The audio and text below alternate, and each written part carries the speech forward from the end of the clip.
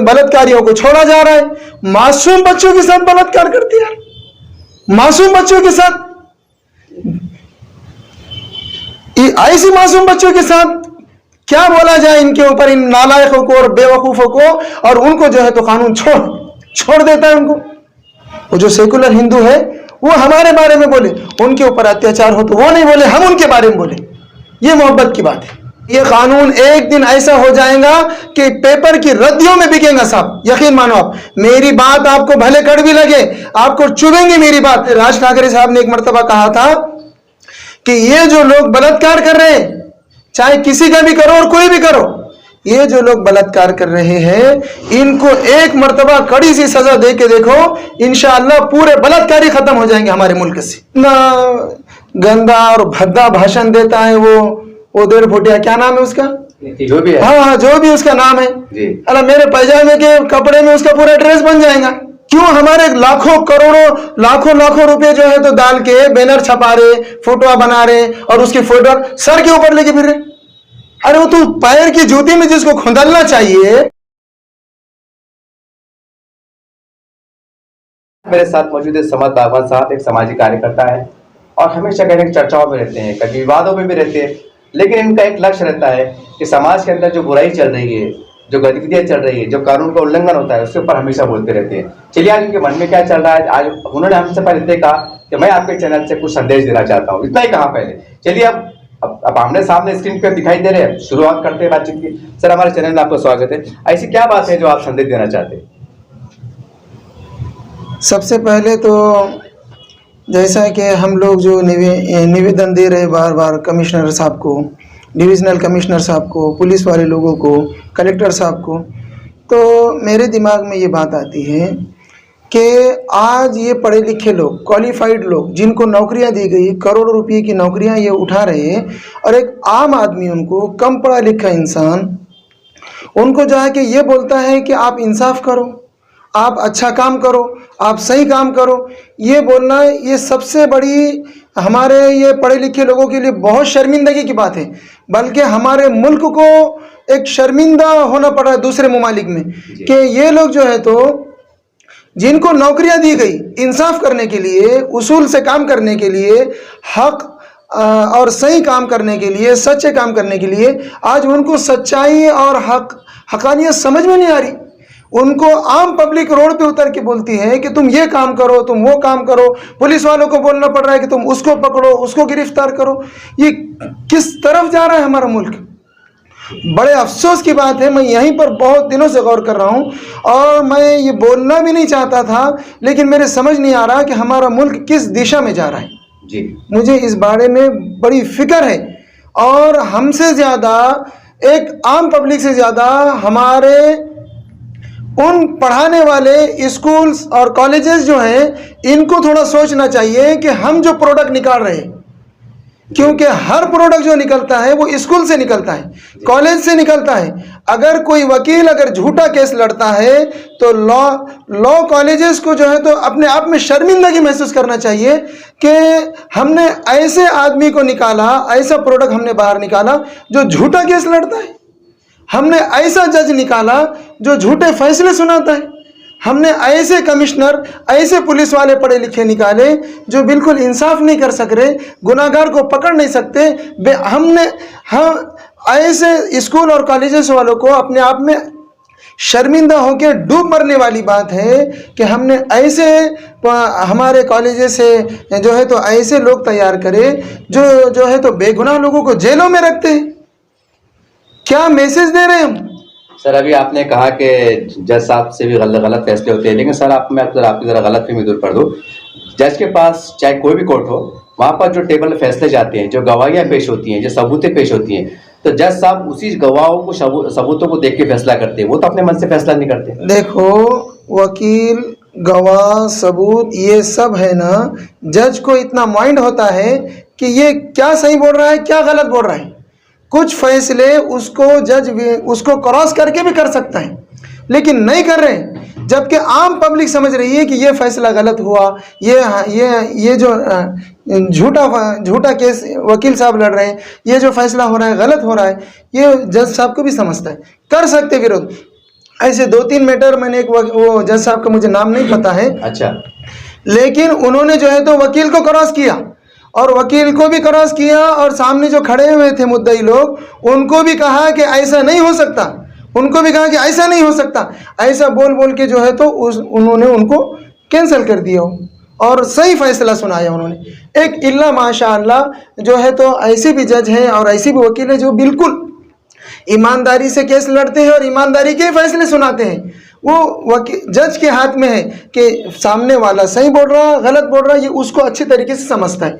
ऐसा बहुत सारा हमारे ममालिक में चल रहा है और मैं बोलना चाहूँगा हमारे दलित समाज को कि ये जो कानून है, ये जो संविधान है, डॉक्टर बाबा साहेब अम्बेडकर का साहब का ये बनाया हुआ जो कानून है, ये जो संविधान है, इसकी हिफाजत करना आपकी जिम्मेदारी है। अगर आपने इस कानून की हिफाजत नहीं की और सामने वाले वकील को ये जाके नहीं पूछा कि भाई आप गलत फैसला क्यों सुना, गलत केस क्यों लड़ते हो, और कोई जज से जाके ये नहीं पूछा हमारे दलित समाज के लोगों ने और अम्बेडकरवादी लोगों ने कि भाई आपने ये जज साहब को ये नहीं पूछा कभी कि आपने ये गलत फैसला क्यों सुनाया, तो ये कानून एक दिन ऐसा हो जाएगा कि पेपर की रद्दियों में बिकेगा साहब। यकीन मानो आप, मेरी बात आपको भले कड़वी लगे, आपको चुभेंगी मेरी बात, लेकिन आप मेरी बात को यकीन मानो कि कुछ लोग इस कानून को जो है तो गलत ठहरा के, गलत फैसले सुना के, गलत केस लड़के ये बताना चाहते हैं कि ये कानून कायदे सब गलत है, ऐसा दिखाना चाह रहे पब्लिक को।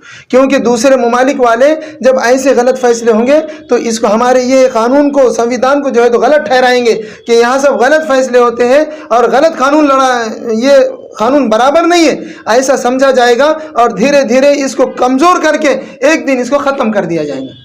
सर लेकिन जो हमारे मुल्क की ये आज की जो पार्टी बोलो या ये कुछ लोग हैं ऐसे, ये संगठन के लोग जो इसको बिल्कुल ख़त्म कर देना चाहते हैं कि अम्बेडकर साहब का कानून बिल्कुल हमारे मुल्क में न चले, जो ऐसा चाहते हैं उनको ये पूरा मौका मिल रहा है और वो एक दिन ऐसे ही थोड़ा थोड़ा करके गलत, ये गलत, वो गलत कर करके जो है तो बाद में इसको गलत ठहरा के इसको ख़त्म कर देंगे। मेरी बात को आप ध्यान में लाओ। सर मगर आप ये संविधान के ऊपर आप जो बोल रहे हैं, लेकिन उसी संविधान की एक ताकत है कि आज आप खुल के बात कर रहे हैं, कई धरने मोर्चे के अंदर लोग खुल के बात कर रहे हैं, कुछ लोग तो गाली गलौज दे रहे हैं, तो ये भी तो संविधान की ताकत है। कहने के लोग तो बोल रहे हैं ना। खास बात ये है, अगर आप मुसलमान की अगर बात कर रहे होंगे, मैं आपको क्लियर कर दूं कि मुसलमान नेता भी मार्केट में बहुत है, बहुत सारा अलग अलग पार्टी में, इल्ला माशाल्लाह बैरिस्टर है, बड़े बड़े ओहदे है, तो वो भी तो काम कर रहे हैं ना। क्या आपके काम से संतुष्ट नहीं है? संविधान के हिसाब से हम जो हमारे अधिकार के हिसाब से जो काम कर रहे हैं, अल्हम्दुलिल्लाह संविधान के दायरे में रह के संविधान ने हमको ताकत दिया बोलने की, तो हम बोल रहे हैं। लेकिन मैं ये नहीं बोल रहा कि हमारा हक ये बोलने का छीन लिया गया बोल के, लेकिन मैं ये बोलना चाह रहा कि जो पुलिस कमिश्नर साहब को, पुलिस वाले लोगों को, जिन लोगों को अरेस्ट करना चाहिए, जिन लोगों को गिरफ्तार करना चाहिए, नहीं कर रहे हैं, यहाँ पर हमारा कानून कमज़ोर पड़ रहा है। मैं ये बोलना चाह रहा आपको, हमारे को कुछ बातें, हमारे को पूरा इसका सपोर्ट है, हमारे को ताकत मिल रही बोलने की, बोल तो रहे, लेकिन इसके आगे जो कार्रवाई होना चाहिए वो क्यों नहीं हो रही जी? सही फैसले, सही काम क्यों नहीं हो रहा? मैं ये बोलना चाह रहा कि हमारा काम पूरा साफ सुथरा चले, कानून को जो है तो साफ सुथरा दिखाया जाए, कानून पूरे इंसाफ के साथ काम करे, तो इसकी वजह से जो है तो पूरी जो है तो इसका फ़ायदा पूरी पब्लिक को मिलेगा, जब कहीं जाके पूरा वो संविधान हमारे ऊपर लागू हो रहा। संविधान की थोड़ी सी ताकत हम इस्तेमाल कर रहे और संविधान की धज्जियाँ उड़ा रहे जो लोग मॉब लिंचिंग करके। उनके वास्ते क्या करा कानून ने? आज क्यों नहीं पकड़े जा रहे? वो हल्की फुल्की कलम लगा के, छोटे मोटे उनके ऊपर पेनल्टी लगा के उनको क्यों बाहर निकाला जा रहा है? अगर गुनाहगार लोगों को कड़ी से कड़ी और मजबूत सज़ा दी जाए तो गुनाहगारी ख़त्म हो जाएंगे हमारे मुल्क से, इंशाअल्लाह पूरे मुल्क से गुनाहगारी ख़त्म हो जाएंगी। दूसरे ममालिक में गुनाहगारी की जो सज़ा है, हमारे राज ठाकरे साहब ने एक मरतबा कहा था कि ये जो लोग बलात्कार कर रहे हैं, चाहे किसी का भी करो और कोई भी करो, ये जो लोग बलात्कार कर रहे हैं, इनको एक मरतबा कड़ी सी सज़ा दे के देखो, इंशाअल्लाह पूरे बलात्कारी ख़त्म हो जाएंगे हमारे मुल्क से। अगर एक एक स्टेट में दो दो तीन तीन जगह पर भी अगर सजा सही ढंग से दी जाए, जो राज ठाकरे साहब ने कहा था इस पिछले एक उनका स्टेटमेंट है, क्या वो सजा क्या बोले थे? सजा डायरेक्ट उनको उनकी गर्दनें काट दो बोल दिए थे उन्होंने। फांसी जैसा फांसी दे दो, चौराहे पे लाके उनकी गर्दनें काट दो सबके सामने, ताकि सबके सामने अगर ये सजा उनको दी जाएंगी ना, तो फिर दूसरे लोगों को जो है तो वो गुनाह करने की हिम्मत नहीं होगी साहब। आज हिम्मत बढ़ती चली जा रही, बलात्कारियों को छोड़ा जा रहा है, मासूम बच्चों के साथ बलात्कार करते हैं, मासूम बच्चों के साथ, ऐसे मासूम बच्चों के साथ क्या बोला जाए इनके ऊपर, इन नालायकों को और बेवकूफ़ों को, और उनको जो है तो कानून छोड़ देता है, उनको ऐसों के साथ बलात्कार किया जाता है। लेकिन सर आप बहुत से केसेस में आज हम देख रहे हैं कि बहुत से बलात्कारी आज जेल में बंद है, उनके ऊपर कड़े, सरकार खुद सोच रही है कि उनके ऊपर कड़े से कड़े सजा दे। इसका भी कहना है कि नए हालात में सुझाव चल रहे हैं। इनको कब तक जेलों में रखोगे? कब तक हमारी जेलें खचाखच भरती रहेंगी? राज ठाकरे के हिसाब से एक मर्तबा करो ना फैसले। राज ठाकरे साहब ने क्या कहा कि दो चार लोगों को लो, मैं कह रहा हूं कि दो चार, अगर इस स्टेट में, महाराष्ट्र स्टेट में दो चार बलात्कारियों को अगर सजा दी जाए, और हर स्टेट के अंदर दो चार लोगों को अगर सजा दी जाए, तो इंशाअल्लाह एक महीने के अंदर पूरे बलात्कारी रुकेंगे साहब। एक महीने के अंदर, बहुत ज्यादा टाइम नहीं लगेगा। पुलिस का भी झंझट खत्म हो जाएगा, पुलिस वालों को भी सर का दर्द खत्म हो जाएगा, वकील लोगों का भी हो जाएगा, जज लोगों को भी क्या फैसले सुनाना, जेलर लोगों का भी सर दर्द खत्म हो जाएगा। जेलर लोगों की भी जरूरत नहीं इतने लोगों को अंदर रखने की। इंशाल्लाह पूरे जेलें जो है तो हमारी जेलें खाली हो जाएंगी, कोई जरूरत नहीं है इनको रखने की। इतने गड्ढे की गड्ढे जो है तो कोर्टों के अंदर संभाले पड़े हुए हैं, केस चलते चले जा रहे हैं। दादा का केस लड़ा हुआ, पर पोते को जो है तो वो केस जो है तो फैसले सुनाए जा रहे हैं। जरूरत ही नहीं इतने गड्ढे जमा करने की, तुरंत फैसले दो, साफ सुथरा काम करो। सर आपको, जैसा आप चुनाव भी आने वाले हैं, तो वैसे भी हम सोशल मीडिया पे देख रहे हैं कि वे आजकल हिंदू मुस्लिम ज़्यादा देखने में जा रहा है, तो आप क्या अपील करना चाहेंगे? जो आज हिंदू मुस्लिम देखा जा रहा है, कहने के हमारा देश कमजोर हो रहा है, समाज कमजोर हो रहा है, इसके ऊपर आप क्या बोलेंगे? ये जो हिंदू मुस्लिम कर रहे हैं ना, तो सबसे पहले क्या करे, इतना गंदा और भद्दा भाषण देता है वो 1.5 फुटिया, क्या नाम है उसका, जो भी है, हाँ जो भी उसका नाम है, अल्लाह मेरे पैजामे के कपड़े में उसका पूरा ड्रेस बन जाएगा, लेकिन इतना मस्ती में आए जैसे बातें कर रहा हो वो भी और उसका भाई भी। ये पुलिस ने छूट दी असल में, और पुलिस उनसे क्यों डर रही मुझे पता नहीं। पुलिस उन पे कार्रवाई क्यों नहीं कर रही? इतने सारे अल्फाज उन्हें बोल रहा, खुले अल्फाज है, कार्रवाई बिल्कुल होनी चाहिए। अब इसको क्या आम पब्लिक पुलिस वालों को जाके बोले कि तुम कार्रवाई करो, तो कार्रवाई करेंगे क्या? और मैं बोलूं कि आम पब्लिक क्यों बोल रही है इनको? अरे ये तो चाहते हैं एक मर्तबा मुसलमानों के खिलाफ बोलो और फेमस हो जाओ, चर्चे में आ जाओ, शोहरत में आ जाओ। और हमारे मुसलमान भी इतनी बेवकूफ़ी कर रहे हैं, अरे जो अपना गलीज खा रहा है उसका कभी नाम नहीं लेने का, उसके करता कभी देखने का नहीं है, उसके फोटो बना के बैनर बना के फिर रहे गलियों में। अरे वो तो अरे मेरी माँ, एहतजाज है, लेकिन ये काम जिसको दिया हुआ है, जो डिपार्टमेंट का ये काम है, वो क्यों नहीं कर रहा? मेरा वही सवाल आ रहा ना बार बार। मतलब ये एहतजाज की जरूरत नहीं आना चाहिए। एहतजाज की जरूरत बिल्कुल नहीं आना चाहिए। रोडों पे हम क्यों उतरे? अरे जी, अगर आप मुझे बताओ, मेरी बहन बेटी का कोई बलात्कार करे, मेरी बहन बेटी पे, माँ पे कोई बड़ा इल्जाम रखे, मैं उसका कहीं नाम लेते फिरूंगा क्या? नहीं। मैं उसके फोटो बना के बैनर लगा के फिरूंगा क्या? गली गली रोडों से फिरूंगा क्या? आप बताओ मुझे। तो फिर क्यों फिर रहे गलीज लोगों का नाम लेके? क्यों फिर रहे हम? क्यों हमारे लाखों करोड़ों लाखों रुपए जो है तो डाल के बैनर छपा रहे, फोटो बना रहे, और उसके फोटो सर के ऊपर लेके फिर रहे? अरे वो तो पैर की जूती में जिसको खुंदलना चाहिए, जिसको पैर की जूती के नीचे भी नहीं खुंदलना, इतनी ये देखो, एक गंदगी रहती, बराबर रोड पे गोबर है जी, और कोई गलाजत पड़ी हुई है, पेशाब है, पाखाना है, कुछ भी है, हम कभी उस पर पैर दे के चलते क्या? खुंदल के नहीं चलते क्या? नहीं चलते। तो फिर हम उनको क्यों सर पे लेके फिर रहे उनके फोटो? मुझे तो ये ताज्जुब हो रहा है। फिर क्या करना चाहिए आपके हिसाब से? अरे डिपार्टमेंट ने ये काम करना चाहिए, पुलिस को अपने आप में शर्मिंदा होना चाहिए, उनको शर्म आनी चाहिए कि हम जिस काम का पेमेंट ले रही है, हम वो काम क्यों नहीं कर रहे? पब्लिक क्यों रोड पे उतर रही है? एफआईआर दर्ज होगी सब, पेपर में एफआईआर दर्ज हो गई है तो गिरफ्तार करो, उसको सजा दो, दूसरा गुनाहगार खड़े नहीं होता। उसको सजा दो लाके। उसको क्यों बचा रहे? और जो लोग बचा रहे हैं उनको थोड़ा सा सोचना चाहिए कि हम खाली अकेले एक महाराज के, एक पंडित के, एक क्या बोलते हैं उसको, संत के जो है तो सीएम नहीं है। पूरे महाराष्ट्र के 13 करोड़ जनता की सीएम है ना जी। 13 साढ़े 13 करोड़ जितनी भी जनता हमारी है, जनसंख्या महाराष्ट्र की, सबके है जी। अरे क्यों वो गलीस खा रहा है मुसलमानों का? उसको मुसलमानों ने कुछ बोला? मैंने तुमको साहब कुछ बोला नहीं तो तुम मुझे क्यों बोलते कुछ? जी। मैं आपको अरे तुरे बोलूं, मैं आपको गाली दूं तो आप मुझे कुछ बोलेंगे। मैं आपको कुछ बोला ही नहीं तो तुम क्यों मेरे गलीस खाने के पीछे पड़े हुए? शोहरत के लिए। और हम उसको मशहूर कर रहे जी। हम उसको शोहरत दे रहे, हम उसके नाम की वाह वाह कर रहे, चर्चा कर रहे, उसका नाम बार बार ले रहे।